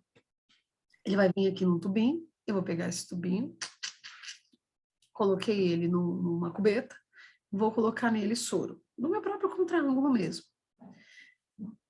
Ele vai estar no ponto exato, quando eu conseguir colocar um molde, uma cureta qualquer, peguei e virei ele de ponta cabeça e ele não caiu. É que nem a técnica do ovo em claro. Não vai cair, tá? E eu levo isso para a boca do paciente. Se você for parar para analisar, o tempo de preparo que você vai ter desse enxerto até você levar na boca do paciente, você não sabe aí o que vai pousar ali de micro-organismo nesse período. Então, já começamos assim por alguns erros mais básicos de operação. E o segundo, às vezes você vai colocar um implante, você acabou de engatar ele no seu contraângulo, tirou ele e o implante está aqui, ó. O implante, como ele é de titânio, ele não vai ter nenhuma adequação. Porém, quando você inserir naquele osso, se por algum motivo você pôs a mão naquele implante, por algum motivo você colocou ele em contato com alguma outra superfície, ele deixou de ser estéril. Na hora que você subir ele volta já com a rejeição. Por quê? Porque você, por menor que seja o agressor, o sistema imunológico do paciente está programado por identificação. Tudo aquilo que é seu, que é derivado do seu corpo, ele vem com um código de identificação genético que é o MHC1. Tudo aquilo que não tiver esse CPF do seu corpo, que é o MHC1, vai ser lido como um antígeno, que é o que a gente fala de MHC2. E aí que começam os problemas estruturais desse processo infeccioso no implante. Ok? Mais alguma dúvida, minha galera? Por isso tem que trabalhar com sobressalentes, né? Se você tiver alguma dúvida, você já nem põe aquele, pega outro. Orídio, é isso? Isso. Você já tem um pensamento mais adequado para a conduta. Porque o que acontece? No decorrer desses longos anos que eu venho trabalhando com isso, uma coisa que eu vejo muito é reaproveitamento do implante. Segundo, carga de implante, por exemplo, vou fazer uma compra de implante, vou comprar do tamanho 11,5, 3, e do tamanho 10, um só. Só que quando o paciente chegou, ele precisava de 4 de 11,5. Eu só tenho 3 e um de 10. Dá para fazer? Dá para fazer. Mas se eu tiver alguma intercorrência na cirurgia nesse período, o que eu vou ter? Eu vou ter exatamente essa questão da asepsia do operador. Exatamente. Mas quer dizer que o implante, você tem que trabalhar com ele sem toque nenhum? Não, cara, naquele kit que eu mostrei para vocês no começo da aula de broca, você tem uma pinça de manipulação do seu implante. Então, se você precisar suportar ele de alguma forma, pega a pinça. Ela também está estéril. Assim, você não vai ter anticidade nenhuma ali naquela região. E aí, mais alguma dúvida?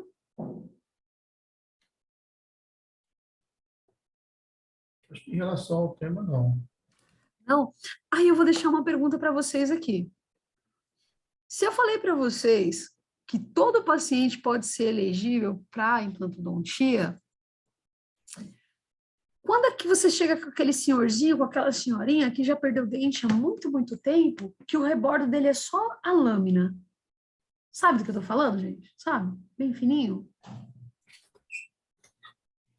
Sim. Como é que seria a reabilitação desse tipo de caso?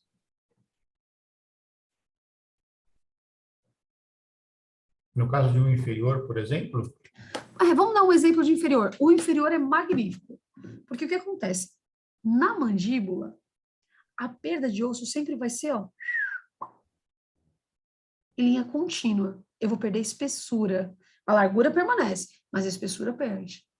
Como é que eu reabilito se só tá aquela lâmina?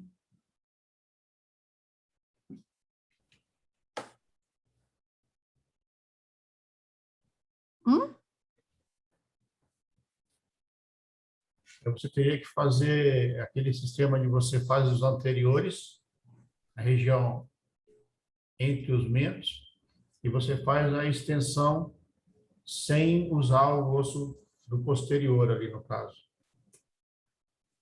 Sim, olha só, nesse tipo de regeneração, o que que eu vou ter? O que que eu vou ter? Olha só, eu vou começar entendendo que o osso que eu tenho aqui, ó, nessa região de mento, o que que ela tem? O que que ela tem? Ela tem uma densidade de ósseo mais adequada, tá? E aí, aqui, eu consigo reabilitar com enxerto, porém, quando eu penso no osso cortical perdido, eu vou lembrar o seguinte: eu consigo entrar com implante, só que aqui, por ser uma lâmina, o colo sempre vai estar para fora. Então, eu preciso ganhar também um pouco de espessura. No caso, a técnica mais adequada para vocês seria colocar 4 implantes aqui nessa região e utilizar uma prótese que eu substitua tanto a gengiva quanto o osso, que no caso pode ser uma overdenture. Particularmente, eu acho que a indicação clínica de overdenture, ela tem que ser muito bem analisada. Eu, particularmente, acredito que dependendo da condição de osso que você tiver, se o seu paciente tiver uma reação biológica bacana, compensa mais você fazer o quê? Enxerto guiado, que é aquela da membrana.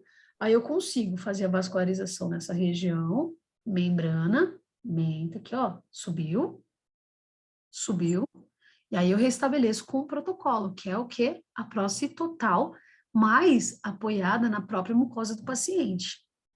Então, quando eu preciso substituir tanto mucosa quanto dente, eu vou usar uma overdenture, que é aquele paciente da boquinha bem murchinha.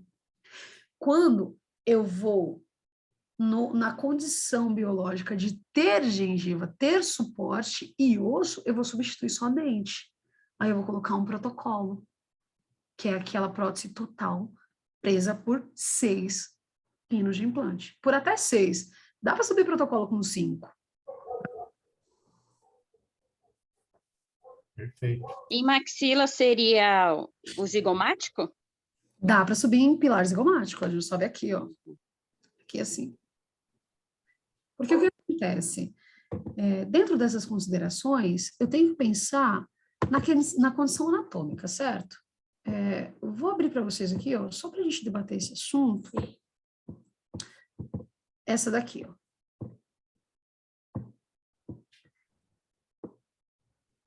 Nessas regiões de osso, só para vocês entenderem aí quem é mais novinho na área, tá?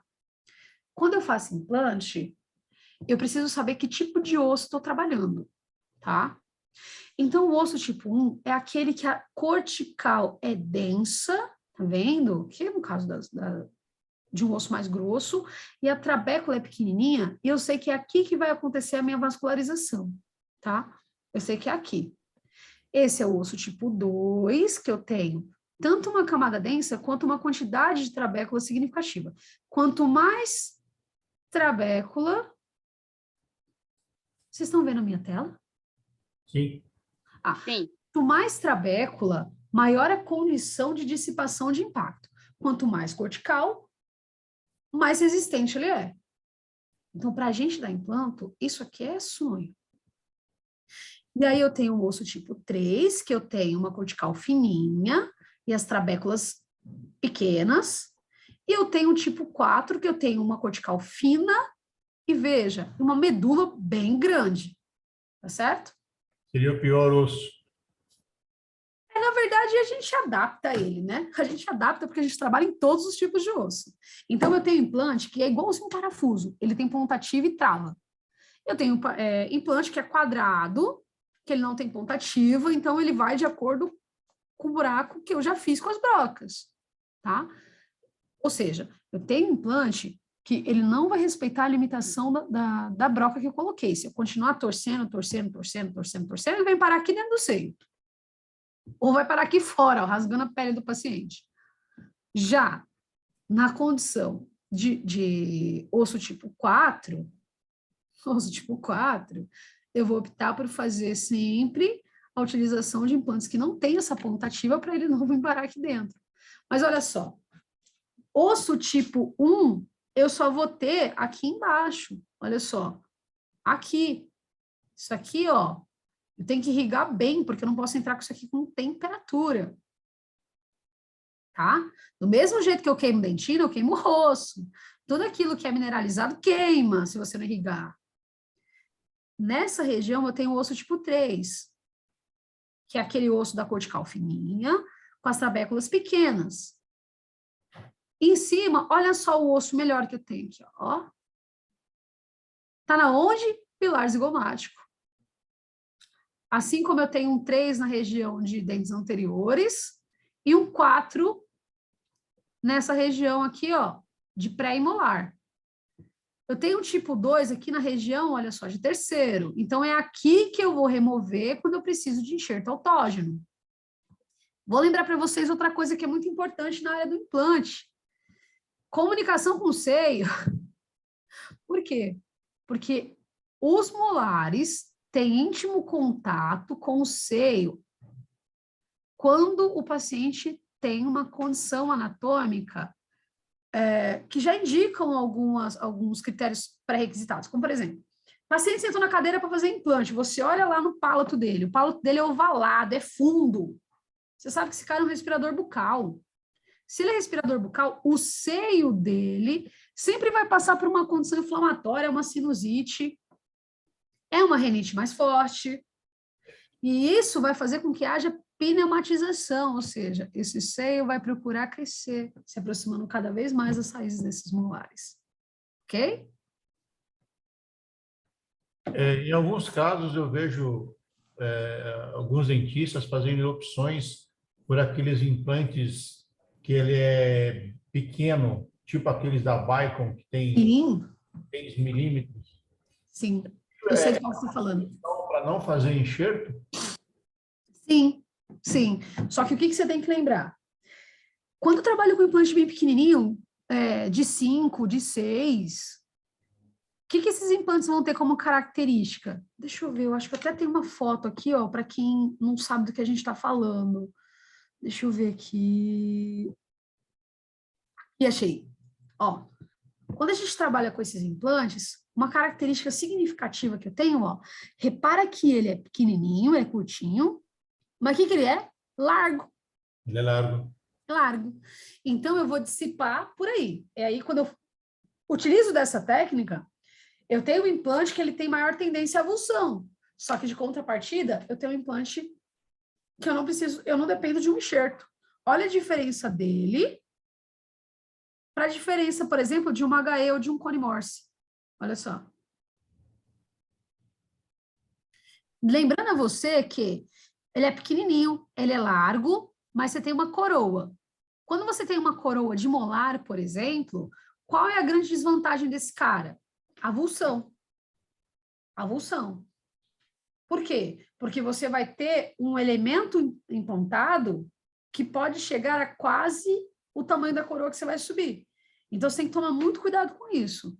E aqui, ó, o que eu vou lembrar? eu utilizo o enxerto justamente para usar uma dimensão maior de implante. Como, por exemplo, aqui nesse caso, que a gente estava lá na... olha aqui o que eu falei da pneumatização do seio. Veja. Aqui, ó, como eu tenho raízes que vêm em íntimo contato, o que é mais viável para mim é isso aqui, ó. Levantamento de seio.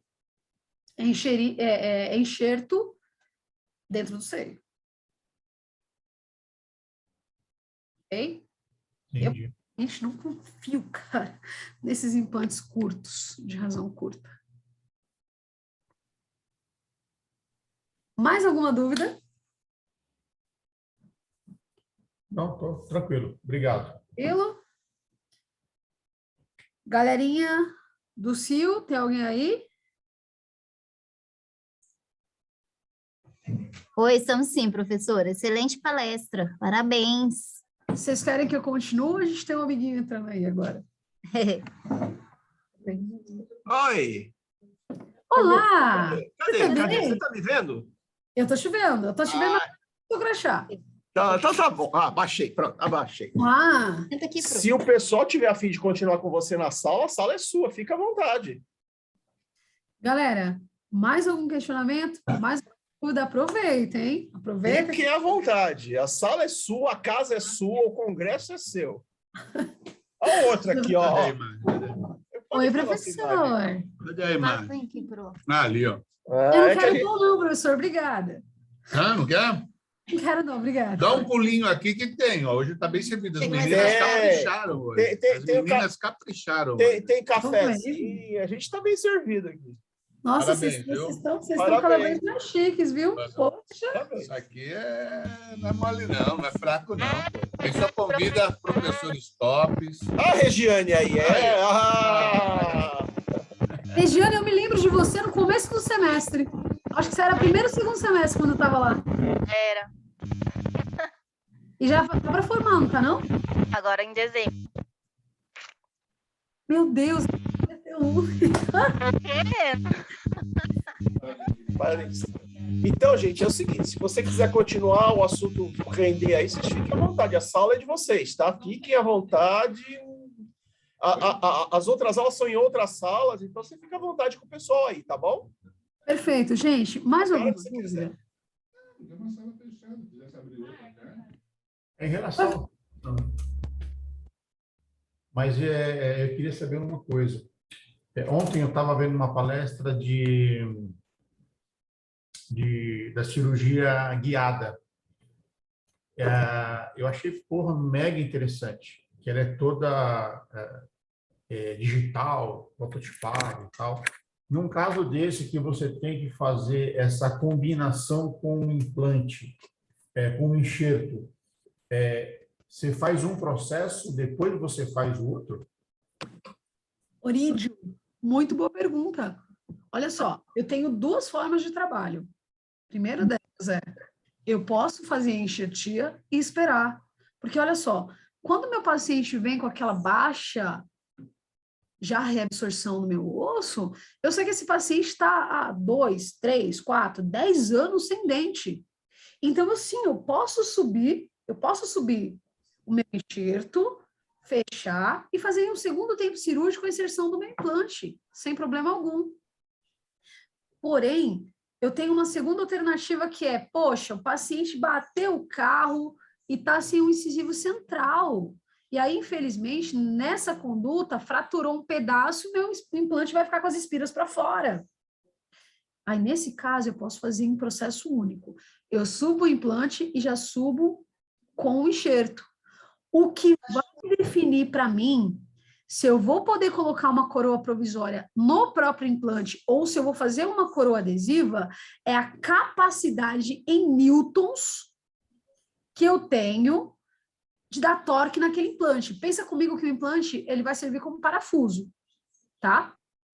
Então, se eu conseguir travar o meu parafuso de forma adequada, acima de 40 newtons, e eu falo isso para você porque todas as nossas ferramentas de torque, elas marcam para você o quanto de newtons está subindo. Na hora que subiu a 40, eu sei que eu posso colocar uma coroa direta.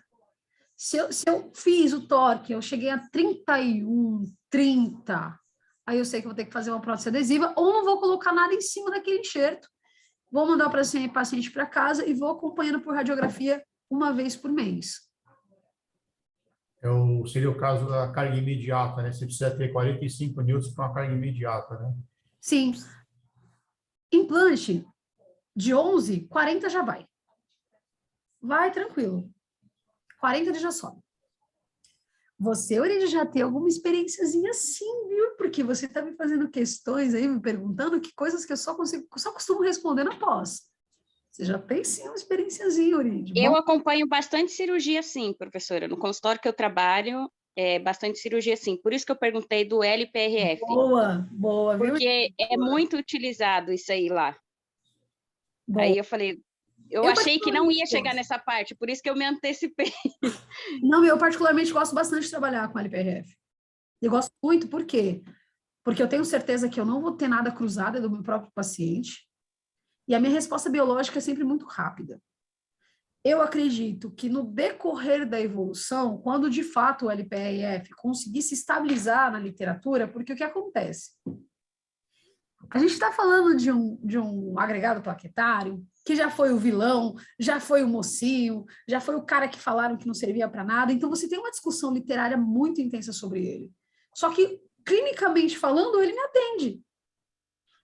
Sim. Clinicamente falando, eu tenho bons resultados. Clinicamente falando, é o bom comercial com o meu paciente. Então, é uma coisa que eu uso, particularmente, eu gosto bastante.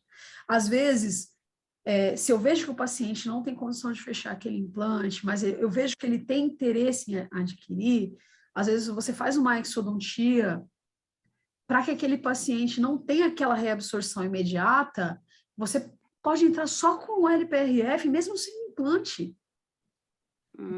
Tem uma reabsorção, mas vai ter uma reabsorção significativamente menor. Mas é claro que LPRF, eu particularmente gosto bastante, eu tenho uma aula sobre isso, mas é conteúdo para uma aula inteira. Ai, devia ter colocado uma aula dessa no congresso, então. Que eu acho bem interessante. Viu, professora? Eu aceito convite, tá? Por que todo mundo deveria se preocupar, né? No caso, quem faz muita exodontia, é que independente do paciente, ele deixar aquilo mais ou menos preparado para que o cara, num futuro, ele consiga fazer um implante. Eu digo isso porque, assim, eu sou técnico em prótese e a gente todo dia se esbarra com problemas assim que seriam solucionáveis se o cara tivesse tomado aquele cuidado ou se tivesse, pelo menos, oferecido aquilo para o paciente, porque o resultado depois não tem preço, né? Quando você vai fazer um negócio, o cara tem que fazer uma cirurgia de implante, uma cirurgia de enxerto, o custo fica tão alto que as pessoas acabam desistindo de fazer. E, às vezes, numa exodontia que o cara fez ali, o cara fez uma curetagem bacana, colocou um enxerto ali, preservou aquilo, pô, aquilo ali para o cara lá na frente vai ser uma maravilha. Exatamente, Oriide. É exatamente aí que eu entrei quando a gente falou do LPRF, é ali que eu falei que a gente podia fazer uma conduta adequada com o enxerto. Mas olha só, vamos supor que eu trabalhe num consultório e que essa pessoa que está fazendo essa exodontia, ela não tem condição financeira de dar continuidade nesse momento. E aí eu optei ali naquele momento não entrar com enxertinho. Se eu entrar só com o LPRF, ali eu vou ter uma redução menor. Outra coisa que é interessante a gente falar, vocês já pararam para pensar o quanto de comunicação eu poderia evitar só com a questão de, após o meu procedimento, entrar com uma membrana de proteção ali, naquela região, ou até mesmo entrar com o LPRF, entrar com outra técnica adjunta, para que esse meu paciente não tivesse essa cicatrização fistulada com essa comunicação bucosinusal entre a cavidade oral e o seio. Olha só, no decorrer da carreira de vocês, quando vocês se depararem com esse tipo de paciente que tem essa comunicação bucosinusal, você vai ver que é um paciente que o seu maior problema não vai ser a reabilitação. O seu maior problema vai ser conseguir tentar iniciar a sua reabilitação no meio da sinusite que esse cara tem. Porque você só pode começar o seu tratamento de fato quando a sinusite dele estiver adequada. E como controlar uma sinusite que toda a camada de flora bacteriana, seja ela patológica ou residente, está lá dentro do seio? Com procedimento simples. É verdade. E é uma coisa assim que, eu não sei se é falta de conhecimento ou se o cara, quando ele se forma, que geralmente você faz muita expo quando se forma, né? Que é onde você vai para a população mais humilde, que não tem condições de tratar, enfim. Se você, nesse momento, você conseguir passar essa informação e fazer com que a pessoa entenda aquilo, a maioria dos pacientes ele tem aquela resistência em pagar aquilo que ele não está vendo, né? Que, no caso, você fala assim, pô, vou fazer um procedimento aqui, mas vai custar tanto e o cara não vai ver aquilo. Você precisaria ter uma maneira de explicar para o cara que lá na frente tudo aquilo que você está fazendo agora vai resultar num osso, numa estrutura para um futuro trabalho. Exatamente. Vou pensar, quando eu começar na odonto, eu vou pensar exatamente nesses processos. E esse hoje é o diferencial, viu, Urid? Hoje esse é o diferencial. Eu preciso ofertar para o meu paciente uma condição de um tratamento a longo prazo. Meu paciente, quando vem fazer implante, ele vira para mim e fala assim, esse é para o resto da vida, né? Esse é para o resto da vida. E eu sempre respondo para ele, olha, Papai do Céu já te deu 2, e ele é o engenheiro mais perfeito que eu conheço. Eu acho que eu não vou ter essa capacidade, você já perdeu os que ele te deu. Então, eu preciso que você colabore comigo para a gente conseguir isso a longo prazo, viu? Porque o mais perfeito você já tinha e não deu muito certo para o final, até o final da tua vida. Então, essa é a principal condição. Você tem que incentivar seu paciente a entender que, 1, ele é responsável pelo tratamento dele. 2, você entrará com as técnicas cirúrgicas de acordo com aquilo que a literatura fala para você que é mais seguro. Mas 3, sem trabalhar em conjunto não tem resultado final. Orídio, você está no caminho certinho da coisa. Eu espero. Senhores, nesse momento eu vou pedir para encerrar essa sala, pois agora às 10 horas eu entro em reunião de diretoria da Universidade de São Bernardo do Campo. Tá bom? Maravilha. Agradeço Professora, muito. muito obrigada, viu? Palestra sensacional. Parabéns. Muito obrigada. Fica os meus contatos. Gente, eu sou da casa. Me acha na rede social. Eu vou procurar agora. Fica à vontade, gente. Brigadão. Até breve. Obrigado. Beijo. Tchau. Tchau. Mais alguém, gente? Mais alguma pergunta? Eu acho que não, né? Professora, bom, nós do Congresso 17 CIOAS, gostaríamos de agradecer a sua ilustre apresentação, foi uma palestra maravilhosa, tá de parabéns. Gostaria também de agradecer a presença de todos que estão com a gente até essa hora. E parabéns, uma palestra maravilhosa, trouxe bastante aprendizado para a nossa vida, hein, Pro?